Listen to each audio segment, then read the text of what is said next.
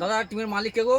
হ্যাঁ কি হয়েছে বলুন। আমি বলছি দাদা আমার একটা টিম লাগবে আর কি। হ্যাঁ বলুন। আমি বলছি ওই যে ওই মেদিনীপুর সাইডে দেখি যে টিমগুলো ওই শাড়ি পরে ডান্স করে, পেটটা বার করে দেয় আর আঁচলটাকে দড়ির মতো পাকিয়ে এই সোজা করে বেশ বেশ দেখতে ভালো লাগে আর কি। ওরকম টিম ওই টিম চাই। হ্যাঁ হ্যাঁ। তুমি ডান্স চাও না পেট খোলা দেখতে চাও? क्या क्या कहना कहना क्या चाह रहे हैं भाई आप?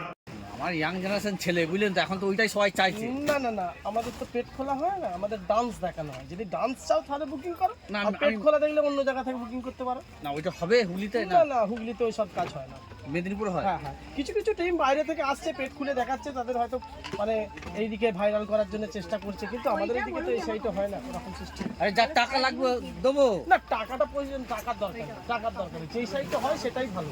আপনি যদি পেট খোলা চান তাহলে অন্য জায়গায় যোগাযোগ করুন, আমার তো পেট খোলা হয় না।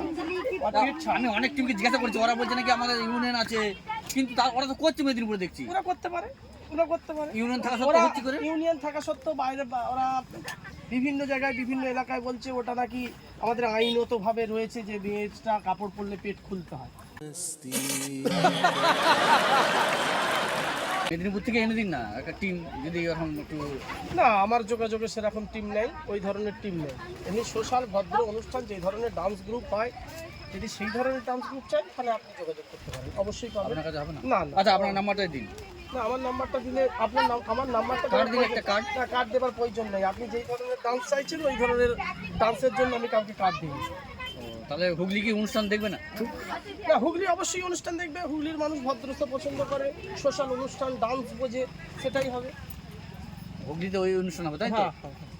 কেননা হুগলিতে আমি আর হুগলিতে বাস করিনি, মেদিনীপুরেই বাস করবো। আপনার ওরকম ডান্স আমি চাই না। আর আপনার মতো কমেডিও আমার চাই না।